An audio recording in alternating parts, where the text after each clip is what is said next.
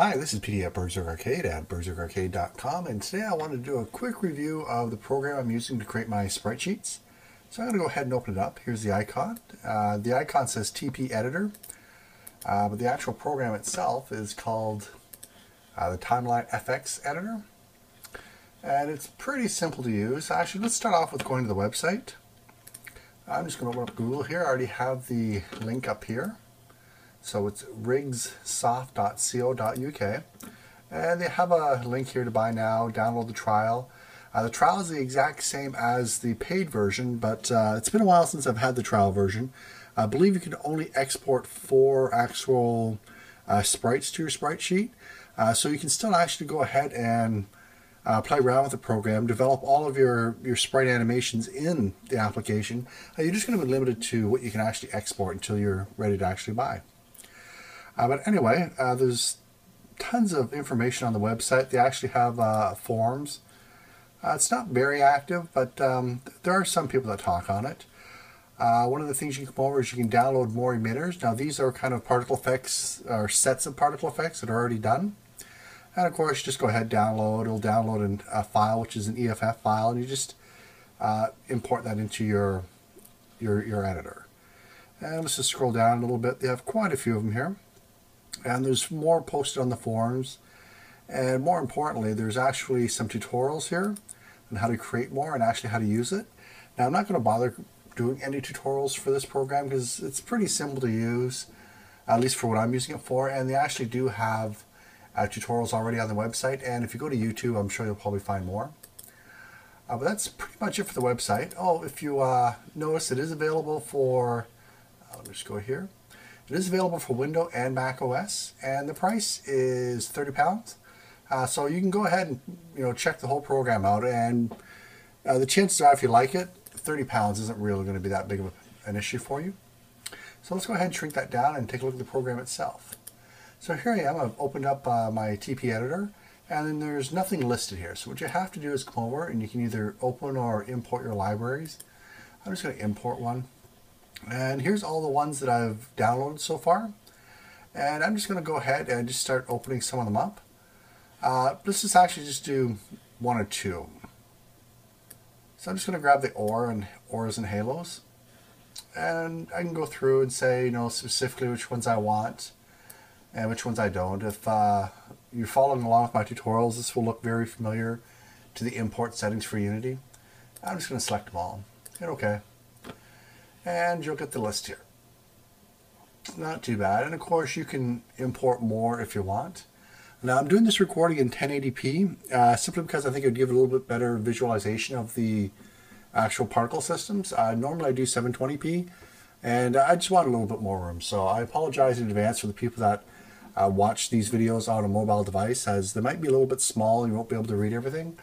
But I think the majority of the users actually watch on a desktop system, or at least a screen that's big enough where 1080p can be appreciated.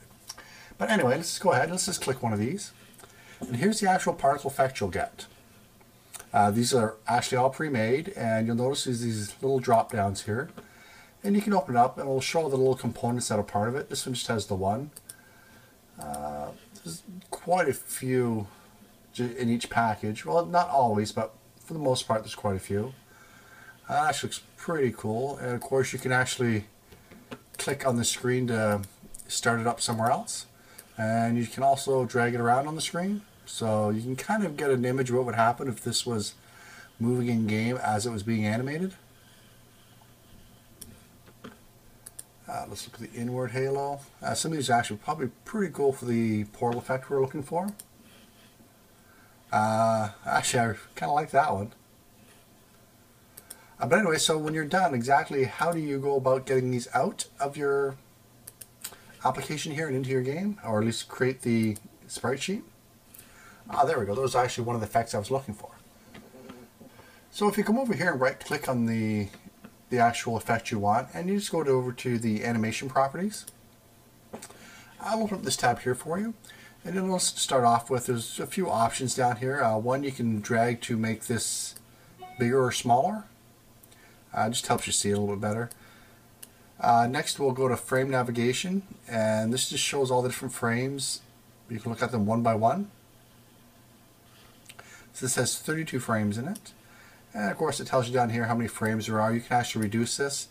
And this is the size of each sprite is going to be. So let's say you want to make it, smaller, maybe 128 by 128. I would stick to powers of 2 personally.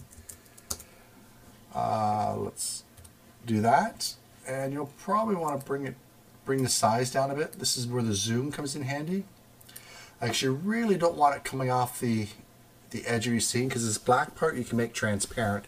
And if you have these little arms flashing off of it, in the demo for my portal, that's exactly what happened. Is I had the arms getting too close to the edge, and you can start noticing where the seams were. But anyway, you can also set a frame offset. You can adjust the speed, and well, let's just hit auto fit. So it actually made it smaller for me. I'm going to increase this a bit. And right now I'm just going to hit play. Well, let's hit the update. I'm going to make it seamless, and I want it to loop. I'm going to hit update so it runs through and makes some adjustments. I'm just going to hit play and take a look at it. So this is actually what my particle effect is going to look like. Great. I'm going to hit record, and you're given a few options here. I'm just going to stick with full color. Save a sprite sheet. You can also do it as a strip. You can save frames separately if you want, or you can save it as a GIF. Now I haven't tried the GIF one. I assume what they mean is an animated GIF. That could be kind of cool. But anyway, then you have some transparency, which you're going to want for the background, all the black to turn, well, see-through. You can have 4 times anti-aliasing. You can go ahead and set up some borders or no borders if you like. And your frame step sprite sheet, you can specify columns. I'm just going to say OK. And it's going to ask me where I want to save it. Now for now, I'm just going to go ahead and save it to my desktop, and I'm just going to call it Lightning Ring. My typing's a little bit slow because I still only have the use of 2 or 3 fingers on the one hand at any given time. And they're going to ask you for a format. Since I'm going to be using transparency in the background, I'm going to be using PNG. So I'll go ahead and save it. And everything's done. So let's shrink this down. I'm going to shrink this down. I'm going to go ahead and find that file on my desktop. So I'm just going to open this up, go to my desktop, and Lightning Ring right there. And here's the actual file it made. So 1, 2, 3, 4, 5, 6, 7, 8. By 1, 2, 3, 4. So there's 32 actually. Yes, there's 32 frames. So there should be 32 images. And well, we've already seen how to import this into Unity and set it up. So hopefully that helps a few people out. I'll probably be using this program quite a bit. I still have to really sit down and get better at making my own particle effects. But I am getting there, so it's just something you got to practice. But anyway, thanks for watching, and make sure you go check out this package. Thanks a lot. Bye-bye.